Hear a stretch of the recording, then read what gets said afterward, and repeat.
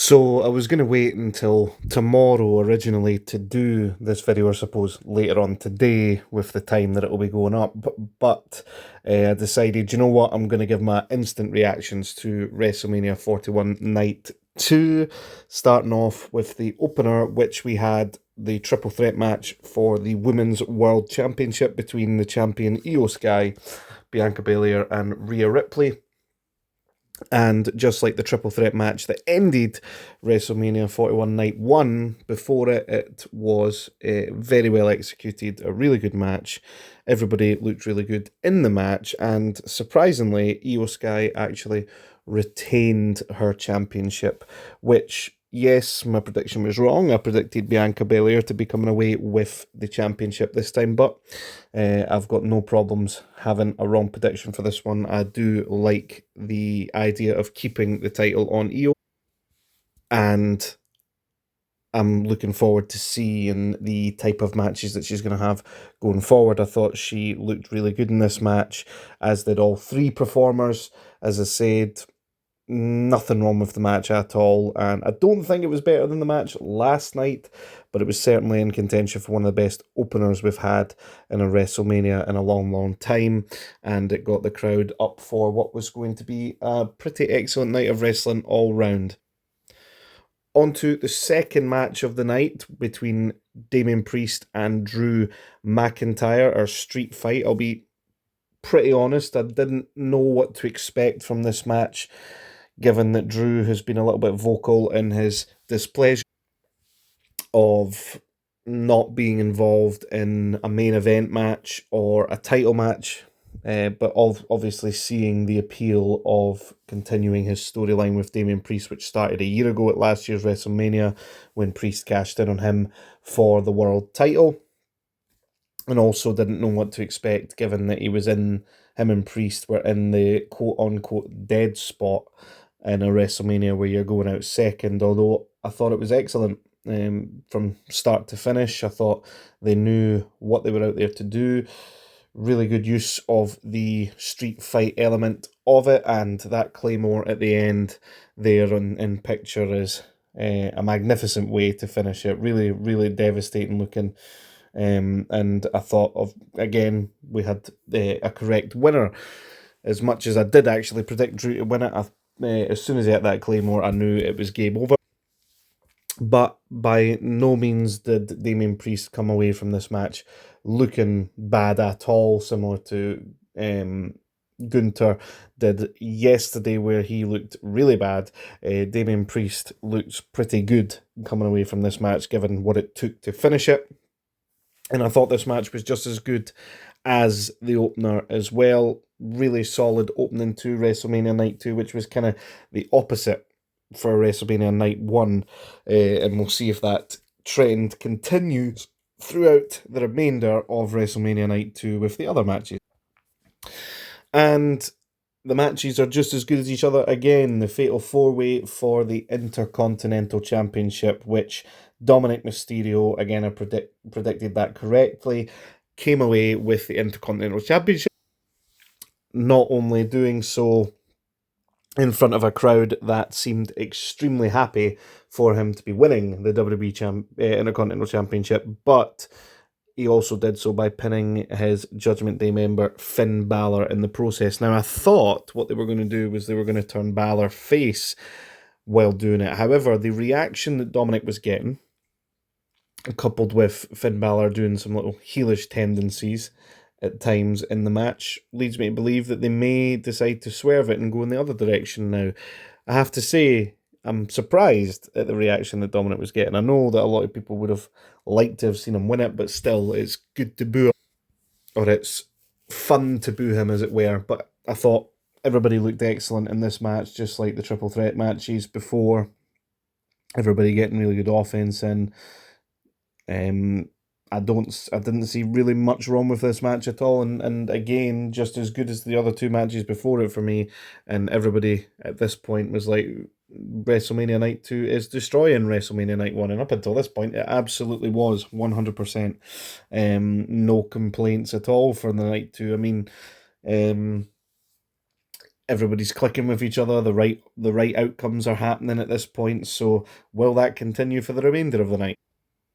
And as much as the match was short, Joe Hendry being the surprise opponent for Randy Orton was magnificent in my opinion.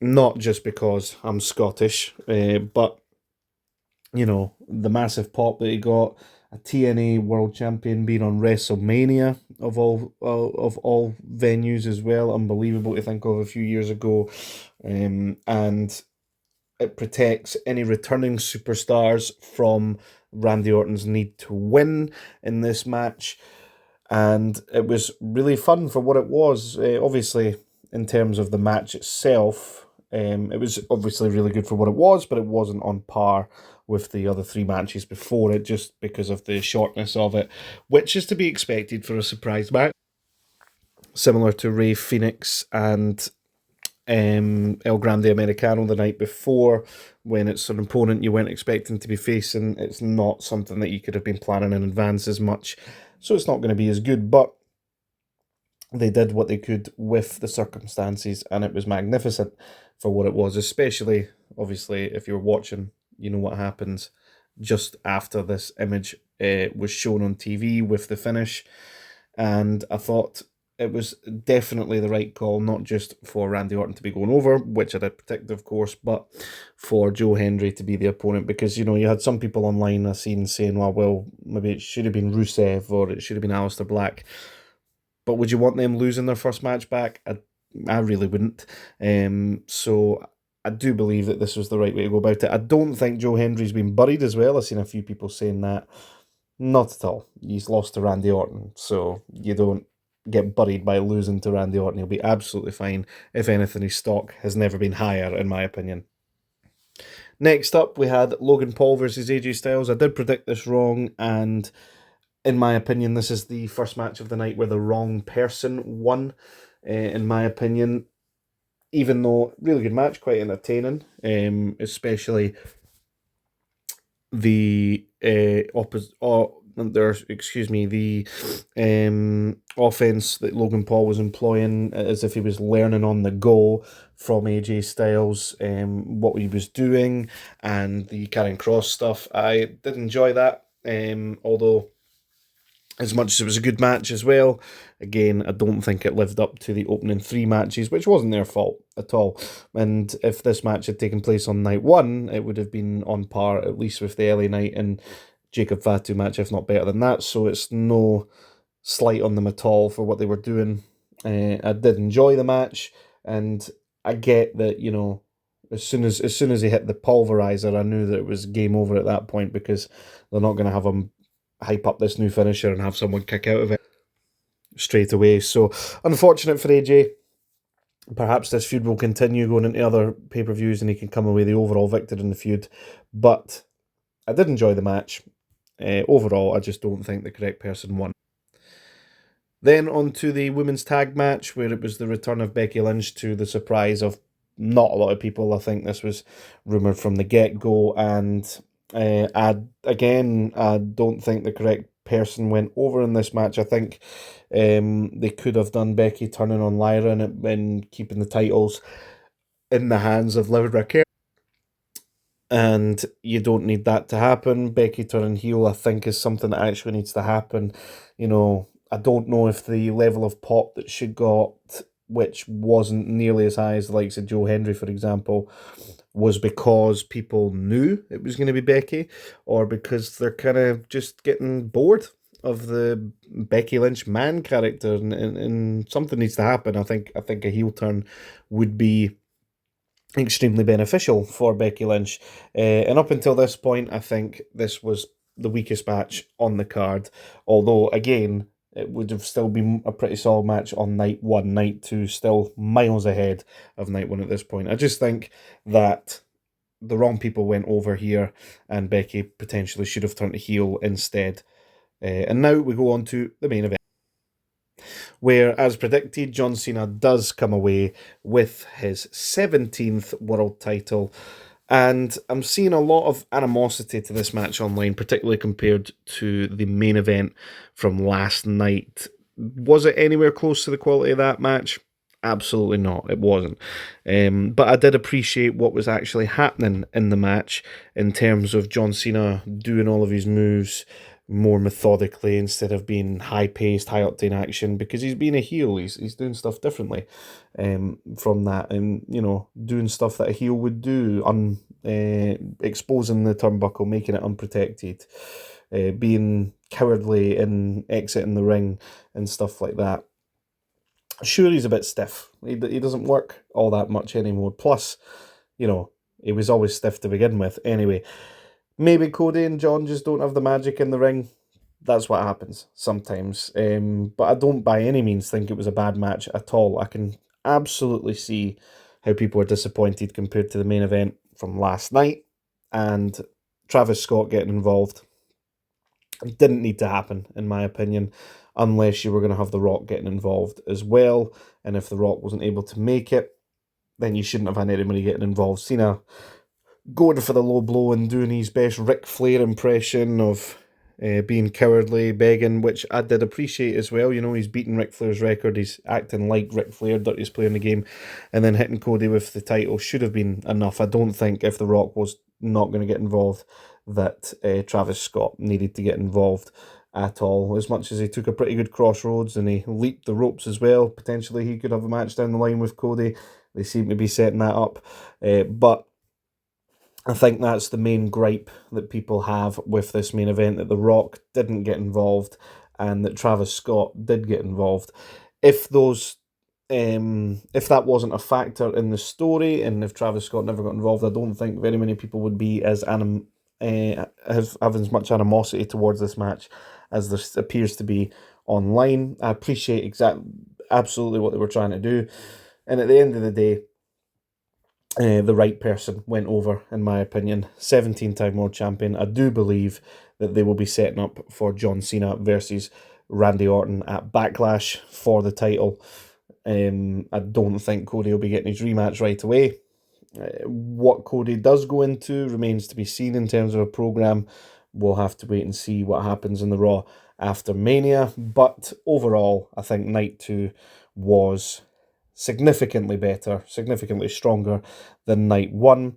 In terms of the best matches overall across the two nights, I'd probably say the main event from last night was the best match across the two nights, closely followed by probably the triple threat between the women tonight, and it's a tough one between the street fight and the fatal four-way for the Intercontinental Championship.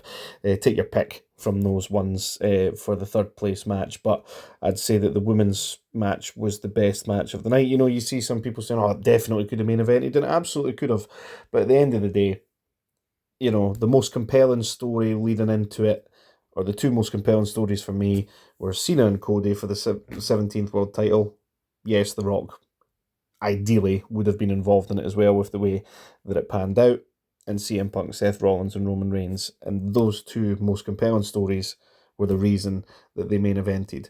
As good as the triple threat match was between the women, it was not the most compelling story heading into it, and therefore didn't deserve to main event for the same reason that Jey Uso and Gunther didn't deserve to main event. But it is what it is. That's my thoughts on both nights of WrestleMania. Anyway, overall, definitely enjoyable. You get people overreacting all the time online. It's just the way it is, particularly on X or Twitter. You've got some people saying, it's one of the worst manias of all time. It definitely isn't up to WrestleMania 9 or WrestleMania 27 standards or anything like that. Is it the best WrestleMania of all time? By no means, and it was always going to have a hard time living up to WrestleMania 40, particularly with the way that ended last year, but in the same way that WrestleMania 31 struggled to live up to the expectations of WrestleMania 30, for example. In my opinion, 21 was pretty good in comparison to 20, but that's got a soft spot to me. Because that was the very first WrestleMania I ever remember watching in terms of buying it for pay-per-view. So that's a wee bit biased. Of course, Batista and Triple H came away with their first world titles after that. So you could argue that maybe WrestleMania 22 didn't live up to the hype. If you've got an extremely good WrestleMania, it's very difficult to follow up after that, in my opinion. But when we look back on this WrestleMania, I don't think it will be one that's looked on as a pretty bad WrestleMania overall. What I do think the WWE need to strike a balance in is the balancing of the quality of matches. You can kind of predict beforehand if a match is going to be good or not. And, you know, most of night one's matches didn't deliver, and in terms of being excellent or really good. And most of night two's matches really did deliver. So they need to try and work out a balance in between the two of those in the future, I think. Ideally, you would have every match on the card be amazing, but we just know that that's not going to be the case. Some matches are just going to stand out and make other ones look worse by comparison, and some are just going to have people that don't gel for whatever reason. Not everybody can gel in the ring. It is what it is. Anyway, thank you very much for watching. Thank you very much as well for surpassing 300 subscribers. It's I don't know what's been happening recently, but I'm not complaining at all. Thank you very much for all the new viewers and subscribers, and I'll catch you in the next one.